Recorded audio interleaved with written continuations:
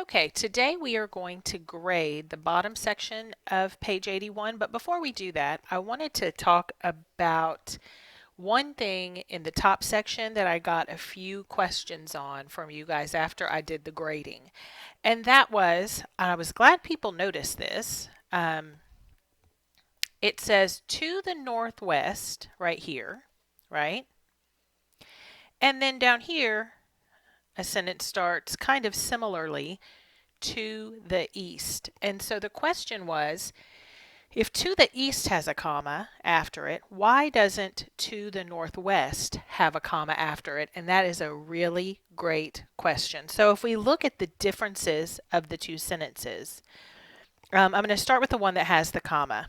To the east, comma, the rugged dry hills are covered with brush, oak trees, and wheat-colored grass. This is not necessary because if I started my sentence here, the rugged dry hills are covered with brush, oak trees, and wheat-colored grass. That is still a full sentence. It's an independent clause. So when I have a dependent clause that's not a sentence next to an independent clause, I have to put that comma between.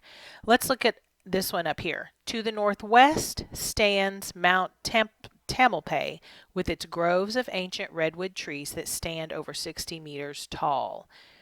If I took out to the northwest and started here, would that make sense?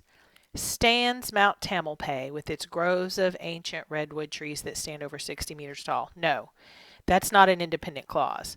This is a necessary part of the sentence, so I do not put commas around it. So I just wanted to do a explanation for the whole class since I had a few questions about that. That was a really great question though. All right, so let's look at the bottom paragraph. I can see that I need 8 capitalizations, 1 apostrophe, and remember an apostrophe is always going to be either something that is possessive or a contraction. 3 commas, 7 in punctuation. Oh no, you know what that means. Probably none of this is going to have punctuation marks. 1 quotation and 2 spelling. So we will start at the top. The Golden Gate Bridge is one of the world's most beautiful bridges. Hey, a period. They did give me 1. All right, so I'm going to start here. I need to capitalize the first word of my sentence. I'm going to mark that off. And then Golden Gate Bridge, and again, they showed you up here that I do capitalize the Golden Gate Bridge because it is a proper noun. It's a specific bridge. So I need to capitalize Golden Gate and Bridge. So that's 4 right there. Is one of the world's most beautiful bridges. All right, here is my apostrophe. It goes in worlds because the bridge belongs to the world. It's the world's most beautiful bridges. Worlds is not plural, right? Worlds, it's possessive. The bridge belongs to the world. All right, so we got rid of that apostrophe section. We're done with that. Let us move on. The bridge looks red. It is not red, however, or even golden. It is, in fact, a color called international orange. It is an amazing structure. That was a long sentence. I think it was several sentences. And the first sentence is very short. The bridge looks red, period. And I'm going to put one of my in punctuations. And that's nothing else is wrong in that sentence. It is not red, however, or even golden. That's my next sentence. Okay, so I'm going to put my other in punctuation. And in that sentence, this word however always needs to be separated from the rest of the sentence by commas. So it is not red, comma, however, comma, or even golden. I don't need that word, however. I could say it is not red or even golden, and it make perfect sense. So that was 2 of my 3 commas right there. New sentence, I need to capitalize it. It is, in fact, a color called international orange, and that's where I'm going to stop my next sentence. Another in punctuation. And do you see how they put this quotation mark in front of international? So they're quoting the name of the paint. So the name of the paint is International Orange. So remember on this one, you make kind of the creepy face, the little V with the quotation marks inside. So that's my quotation mark. There was only one, so I'm going to mark that off.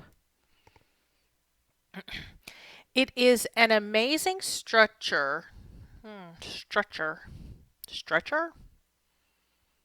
Now, we've talked about this before.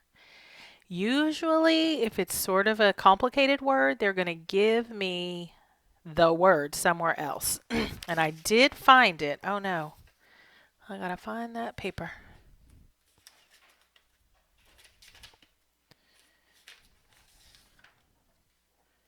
I can't find it. On the back, you can look at yours. Mine is one-sided somehow. On the back of your Golden Gate Bridge on page 83, you will see in one of the paragraphs, here it is. I found it. For sure right here, down at the bottom, structure. So, that tells me how to spell it. So I'm going to go back over here and I'm going to mark out structure and I'm going to write S-T-R-U-C-T-U-R-E. And they already gave me the period there. All right, moving on. Oh, that was my spelling. That was one of my spellings. Oh no, there's another one somewhere. It is the gateway that connects the northern and southern shores of San Francisco Bay. The bridge has two massive towers that reach 227 meters, 746 feet into the air. Okay, I think we need to split that. I think we need a period after Bay. So it would say, it is the gateway that connects the northern and southern shores of San Francisco Bay. Now, I do need to capitalize San and Francisco. So that's two more of my capitalization errors. San Francisco Bay is a proper noun. It's a specific place. The bridge has two massive towers that reach 227 meters, 746 feet into the air. Let me show you something interesting. Because you may have gotten through this whole thing and you may have thought, there is no way there are 7 end punctuation marks because you couldn't find them all. Let me draw your attention up here. In this paragraph, when it tells us 60 meters, 200 feet, do you see this little thing right here? It's a period. And right here, when I just read that sentence, I noticed there was no period there after feet. So that is one of my end punctuation marks. Because FT is an abbreviation, I need that period. If it had said, obviously, FEET, I wouldn't, but FT needs a period. Into the air. The platform of the bridge runs about 1 mile across the bay and is 67 meters, 220 feet above the water. All right. First, I need to capitalize the beginning of my sentence, and that's 8, so I should be done with capitalizations. Oh, wait, sorry. I put that in the wrong place. All right, so the platform of the bridge runs about 1 mile across. Across has 2 S's. That's my other spelling error, so I'm going to mark that out. And then look at this. Again, with the feet, it needs another period. Above the water needs a period. Okay, now as sometimes happens, we either didn't count something or we skipped something. So I'm looking for 3 commas. I put 1, 2,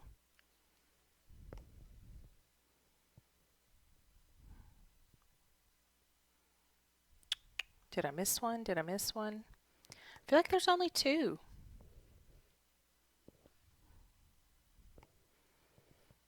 I'll verify. Oh, I did miss one. Fact, in fact. I'm glad I checked myself. So, this is one of those other little tiny phrases that could be taken out. It is not red, however, or even golden. It is a color called international orange. I could take in fact out if I wanted to. So it's not a necessary part of my sentence. So I set it apart with commas. All right, now let me count my in punctuation marks. Okay, I had 1, 2, 3, 4, 5, 6. All right, I've missed one somewhere. Let me check myself. Beautiful bridges. Okay, golden, got it. Orange, got it. Bay, feet, feet, water. 1, 2, 3, 4, 5, 6, 7. Y'all are probably screaming at me. You have 7, Miss Burgess. You just don't know how to count. Okay, there it is. Go ahead and up at the top, minus however many you missed. I missed 1 because I missed that comma. And put that on your paper.